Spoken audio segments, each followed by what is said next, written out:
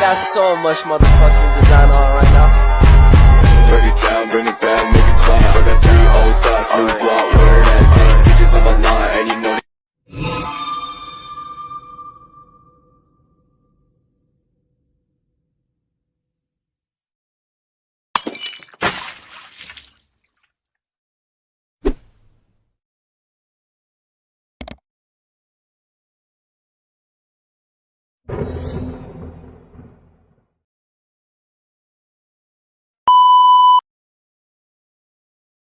Assalamualaikum warahmatullahi wabarakatuh. Halo teman-teman. Halo teman-teman. Perkenalkan, nama saya Adelia Febrianti, NIM 2023 1450 1146, dan teman saya. Dan nama saya Muhammad Ilham Alwayu dengan NIM 2023 1450 1160, dan teman saya. Dan nama saya Faras Raffi Gunawan dengan NIM 2023 1450 1142. Hari ini kami akan membahas materi tentang isu lingkungan lokal dan contoh isu lingkungan di berbagai daerah. Untuk materi pertama yang akan kita bahas adalah isu lingkungan lokal. Isu lingkungan lokal. Isu lingkungan lokal merupakan efek permasalahan lingkungan dan dampak yang ditimbulkan dari permasalahan lingkungan tersebut, sehingga mengakibatkan dampak yang sangat dirasakan bagi daerah lokal. Selanjutnya, ada 4 contoh mengenai isu lingkungan lokal. Yang pertama adalah kekeringan. Kekeringan disebabkan oleh penebangan pohon pada zona resapan air.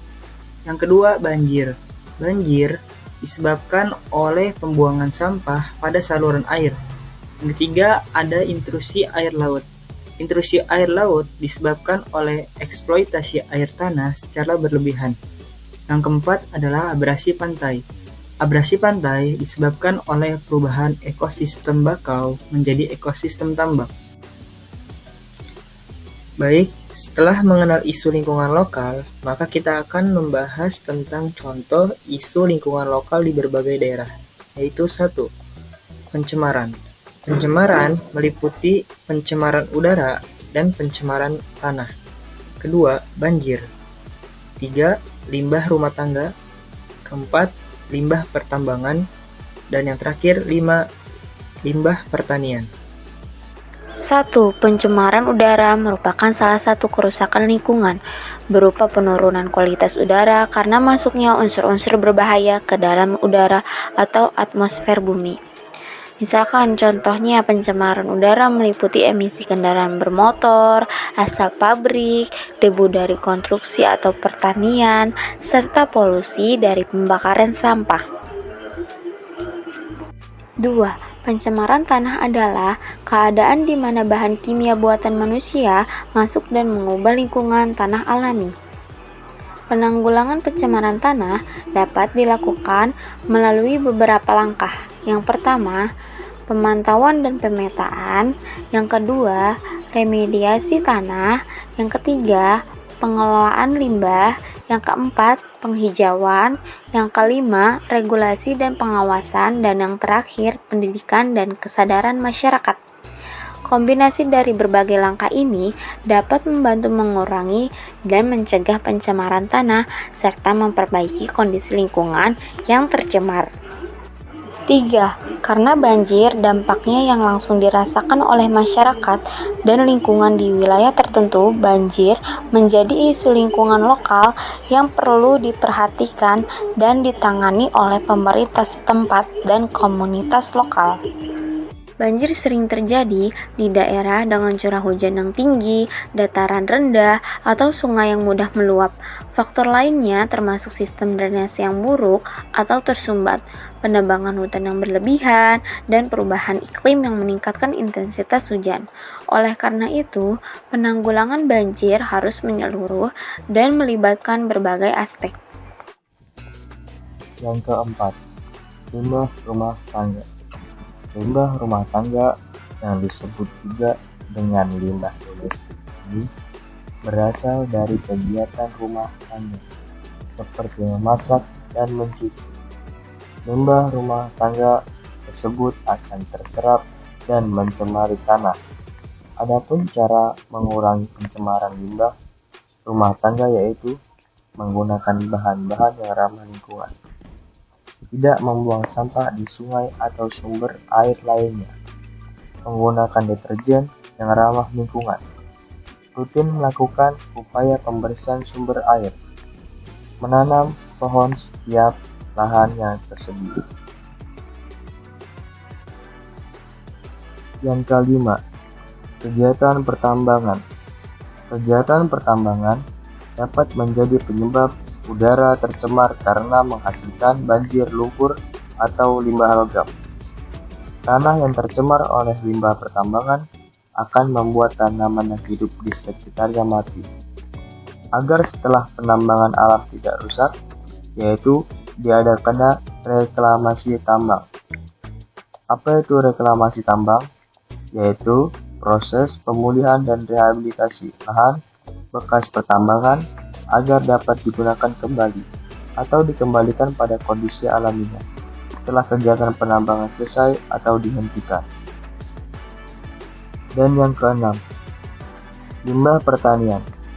Penggunaan pestisida dan pupuk kimia yang berlebihan dapat menyebabkan tanah tercemar. Pestisida dan pupuk tersebut akan terserap ke dalam tanah, sehingga membuat tanah menjadi tidak subur. Dan solusi agar tidak tercemar yaitu dengan cara 1. Program pendidikan dan pelatihan. Dan yang kedua, pengolahan limbah menjadi pupuk organik. Dan yang ketiga, pengolahan limbah menjadi biogas.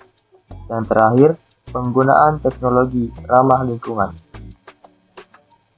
Setelah mengetahui pengertian kerusakan lingkungan, kita juga harus mengetahui apa saja penyebab-penyebabnya. Ada banyak penyebab kerusakan lingkungan yang terjadi. Namun, di dalam video ini, faktor penyebab kerusakan lingkungan dibagi menjadi 2 faktor, yaitu faktor manusia dan faktor alam.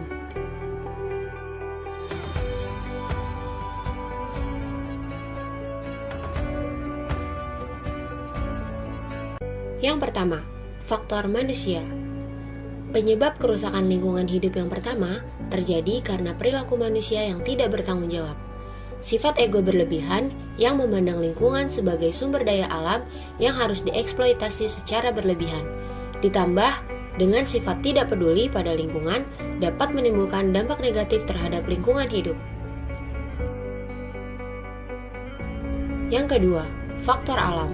Penyebab kerusakan lingkungan hidup karena faktor alam adalah kerusakan yang terjadi secara alami oleh alam.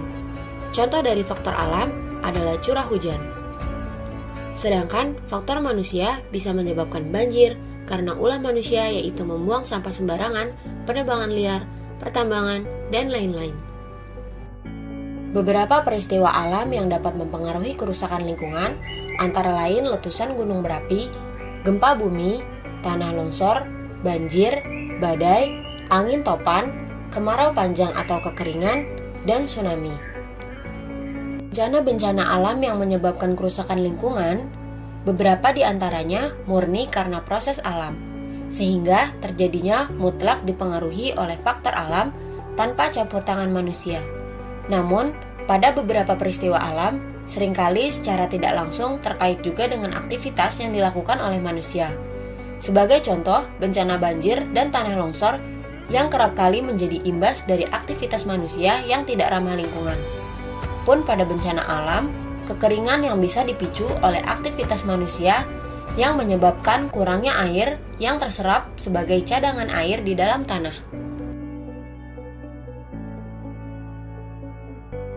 Solusi atau cara mengatasi kerusakan lingkungan juga harus diperhatikan. Berikut diantaranya. Yang pertama, menghentikan deforestasi. Untuk mengurangi dampak buruk dari degradasi lingkungan, menghentikan deforestasi sangat penting untuk sistem lingkungan kita. Kita tidak dapat menebang atau membakar pohon karena pohon menyimpan gas rumah kaca, menghasilkan oksigen, bukan habitat alami bagi banyak hewan dan tumbuhan yang dapat terancam punah jika hutan ini dihancurkan. Kampanye penghijauan yang ekstensif harus diluncurkan untuk kepentingan perlindungan lingkungan. Dampak positif selanjutnya dapat kita lakukan melalui upaya reboisasi atau penghijauan. Yang kedua yaitu peraturan pemerintah. Pemerintah memerlukan intervensi dan pengaturan kerangka kerja setiap kali ada masalah yang mengarah pada degradasi lingkungan yang signifikan. Pemerintah menetapkan pajak yang tinggi untuk kegiatan yang membahayakan planet kita dan mendukung perilaku ramah lingkungan dengan subsidi keuangan. Ini juga akan memaksa industri dan orang-orang swasta untuk menghindari kegiatan yang mengarah pada degradasi lingkungan. Yang ketiga, denda dan hukuman untuk pembuangan ilegal. Juga harus ada denda tinggi untuk pembuangan ilegal untuk mengurangi konsekuensi ekologi yang merugikan. Orang-orang dan industri akan terus membuang sampah mereka secara ilegal karena mereka tahu bahwa bahkan jika mereka tertangkap, hukumannya cukup rendah. Oleh karena itu, menaikkan denda untuk pembuangan ilegal akan meningkatkan insentif untuk membuang sampah di tempat pembuangan secara resmi. Yang keempat, mengurangi tingkat konsumsi. Sudah menjadi penting untuk mengurangi tingkat konsumsi kita. Masyarakat kita yang maju selalu mengupayakan barang elektronik, smartphone, pakaian paling trendy, dan lain sebagainya. Namun, perilaku ini menyebabkan penipisan sumber daya yang besar dan produksi limbah yang berlebihan. Kita harus menurunkan tingkat konsumsi kita secara signifikan untuk menghindari konsekuensi ekologi yang merugikan.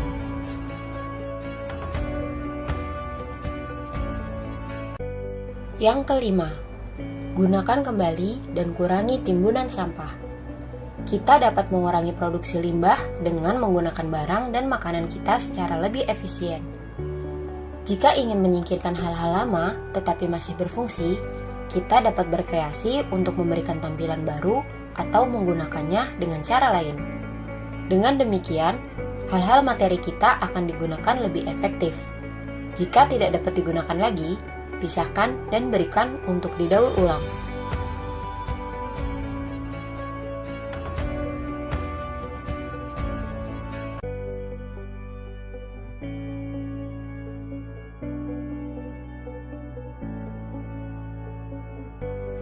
Yang keenam, hindari plastik. Sampah plastik adalah masalah lingkungan yang paling besar dan mengarah pada polusi plastik yang signifikan dan degradasi planet kita. Untuk mengurangi sampah plastik, hindari membeli barang dengan pembungkus atau kemasan plastik.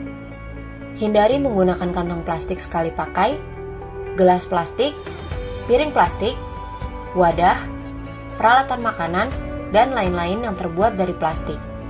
Sebaliknya, bawalah barang-barang sendiri yang dapat digunakan kembali dan dapat digunakan beberapa kali.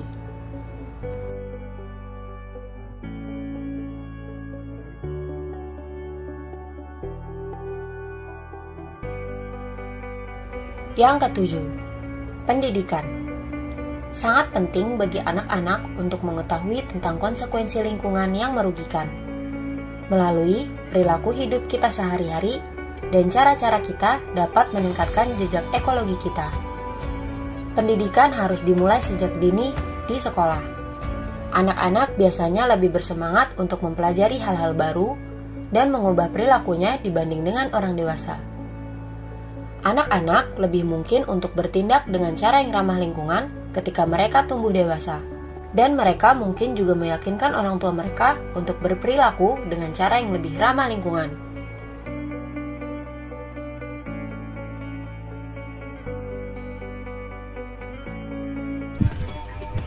Kesimpulan, setelah pemaparan materi isu lingkungan lokal, kita dapat menyimpulkan bahwa planet kita saat ini dihadapkan pada berbagai tantangan lingkungan yang mengancam keseimbangan ekosistem dan kesejahteraan manusia.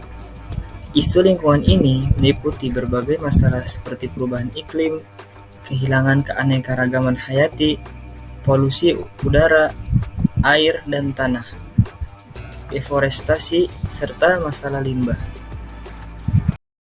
Dari kelompok kami, mungkin itu saja materi yang dapat kami sampaikan. Semoga menjadi ilmu yang bermanfaat bagi kalian semua. Kurang lebihnya mohon dimaafkan.